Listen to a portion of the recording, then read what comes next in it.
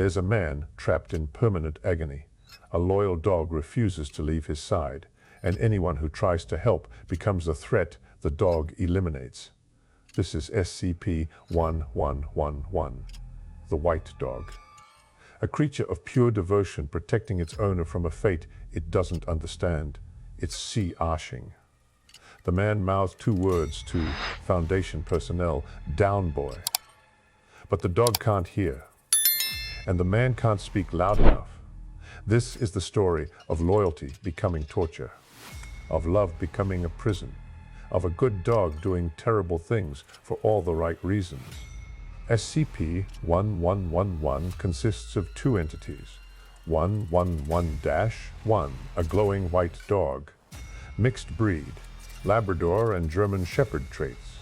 Red eyes that shine brighter the closer it stays to its companion.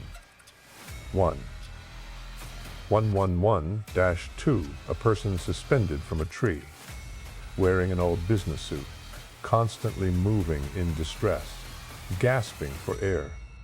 The dog sits beneath the suspended individual, never eating, never sleeping, never leaving, just watching, protecting. Its size changes based on distance. Directly underneath, it's 150 centimeters tall at the shoulder. Massive. But if it moves 500 meters away, it becomes translucent, fading, like it can't exist without being near its companion. The dog wears a collar, red, faded, with a tag that reads 1 word, loyal. The Foundation discovered them in a restricted forest area. Established a 2-kilometer exclusion zone. Disguised it as a weather monitoring station. Cameras suspended from weather balloons monitor constantly. Nobody can approach within 1 kilometer without level 4 clearance. Because the dog protects its companion from everything. First containment attempt involved trained agents approaching carefully. They maintained 300-meter distance. The dog was facing away. They thought they had the advantage.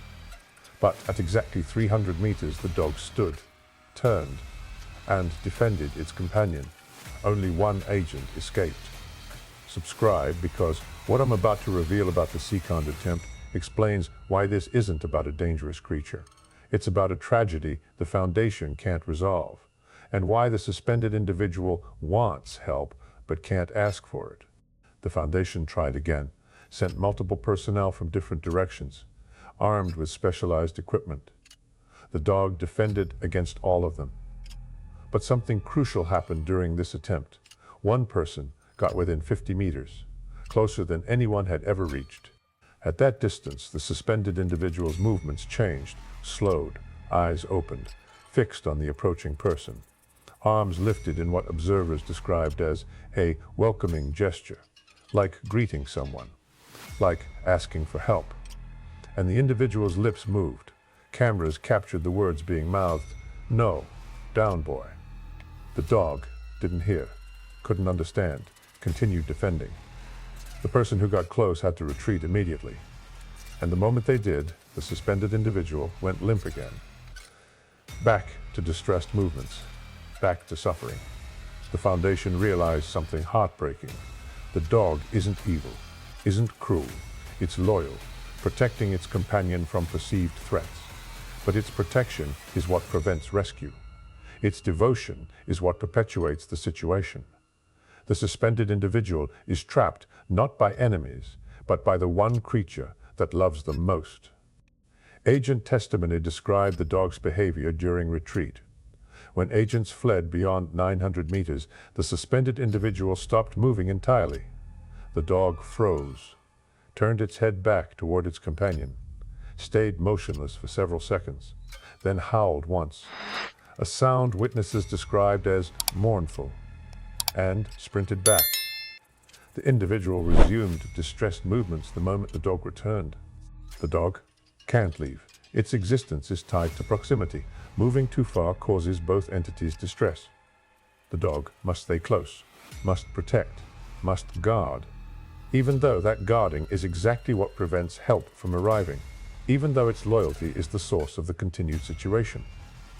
Foundation psychologists analyzed the behavior, concluded the dog operates on pure protective instinct, sees all approaching entities as threats to eliminate, has no concept that its companion wants those entities to approach. That rescue requires the dog to not protect.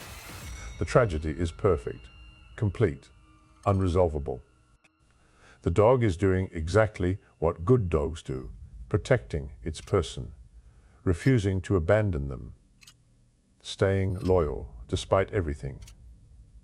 But that loyalty, that devotion, that perfect companionship is precisely what makes the situation permanent. The dog can't comprehend that love sometimes means letting others help. That protection sometimes means standing down. But here's what makes this truly heartbreaking. The Foundation investigated the origin, found local folklore, stories passed down through generations about a person wrongly accused, framed for something they didn't do, community justice delivered before truth could surface, and a loyal dog that refused to leave even after everything was over. The stories describe how the dog stayed for days, weeks, months, waiting for its person to come down, to come home. The dog didn't understand permanence, didn't understand finality, just understood that its person needed protecting, that something was wrong, that threats might come. And somehow, through loyalty so pure, it defied nature. The dog never left, never moved on, never accepted reality. Its devotion became anomalous, became something that transcended normal existence. The dog achieved what all dogs want, eternal companionship with their person, but achieved it in the worst possible way. Follow for part 2 because I'm revealing the Foundation's ethical debate about intervention, whether they should attempt to separate the entities, and why some researchers believe the suspended individual might want to stay, might prefer eternal companionship with their loyal friend over the alternative. The Foundation's Ethics Committee reviewed the case extensively, debated whether separation attempts should continue.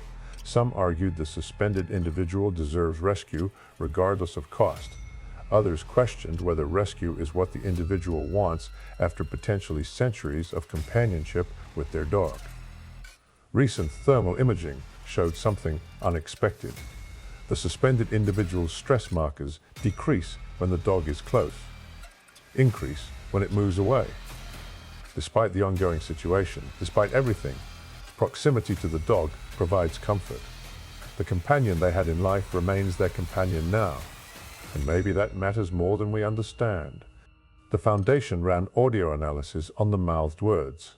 No, down boy. But context matters. Was it a command to stop protecting? Or was it a gentle correction? The way you'd speak to a dog that's too enthusiastic, too protective.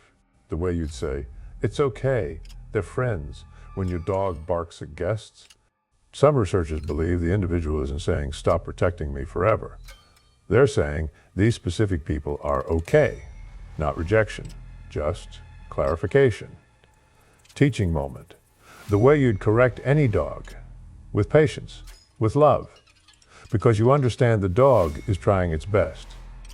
Next video, I'm exploring SCP-023, the black dog.